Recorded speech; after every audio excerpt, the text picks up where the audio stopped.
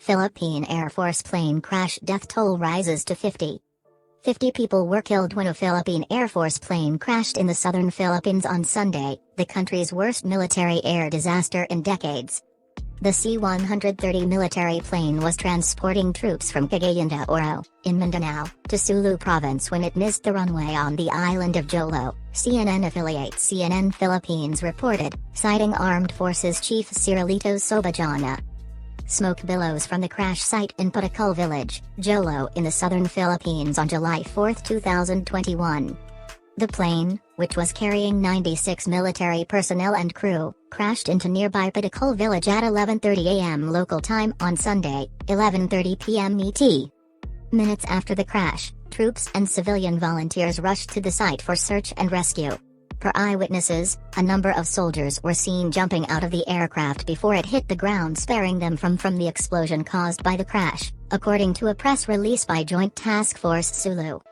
All victims have now been accounted for. Major General Edgar Darivolo, a spokesman for the military, said 47 Army personnel died, while 49 survived the crash and are being treated in hospitals. 3 civilians on the ground were killed and 4 were injured, Arivolo said.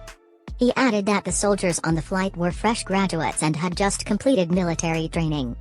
An investigative team arrived Monday to look for the plane's flight data recorder and probe what caused the crash. They will also look into the reports of soldiers jumping from the plane. Images from a local TV station appeared to show the burning wreck of the plane and thick smoke billowing from the village. A large plume of smoke is seen in images of the crash rising up through the palms to the blue sky. Joint Task Force Sulu Commander William N. Gonzalez said the personnel traveling on the plane were supposed to report to their battalions today. They were supposed to join us in our fight against terrorism. The C-130 military plane was transporting troops to Sulu province. This is the country's worst military air disaster in around 30 years, Reuters reported. In 1993, a Philippine Air Force C-130 crashed, killing 30 people. The Lockheed Martin C-130 aircraft had recently arrived in the Philippines. It was one of 2 aircraft granted by the U.S. government's military financing program, according to a U.S. government website announcement in February. The plane was considered to be in good condition. It had 11,000 flying hours left before it was due for maintenance. All C-130s in the Philippines will now be grounded as part of the military standard operating procedure.